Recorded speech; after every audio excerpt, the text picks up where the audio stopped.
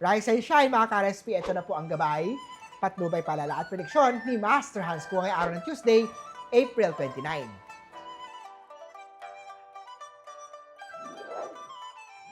Simulan natin sa mga pinanganak ng Year of the Rat, maglaan ng oras upang makilala ang iyong sarili.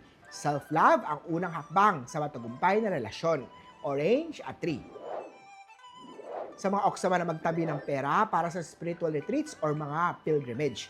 Blue at 9.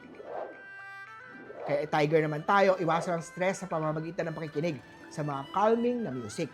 Red at 7. Kay Rabbit naman na ang support sa iyong grupo ay magdadala ng tagumpay. Yellow at 5. Punta naman tayo kay Year of Dragon, magpa-check up kung kinakailangan. Prevention lagi is better than cure. Green at 3. Kay Snake naman tayo, gamitin ang Lenten season to plan your career growth. Self-reflection is the key. Blue at 9. Open communication ang magpapalakas sa inyong relasyon. Mga pinanganak ng Year of the Horse, huwag matakot na ipahayag ang nararamdaman. Pink at 6. Para sa mga pinanganak ng Year of the Goat naman maghanap ng financial mentor upang matuto sa tamang paraan ng pag-ipon.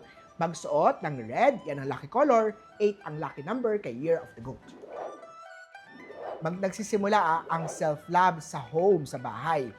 Sa mga pinanganak ng Year of the Monkey, kaya pahalagahan ang oras na kasama ang iyong buong pamilya.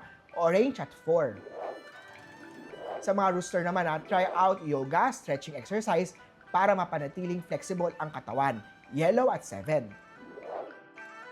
Eto naman, kay Year of the Doggy, simulan ang saving plan para sa long-term goals tulad ng bahay o kotse.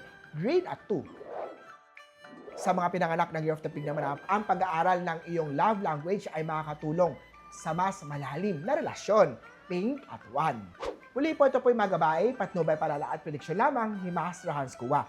Nasa inyong mga kamay na lalay ang inyong tagumpay.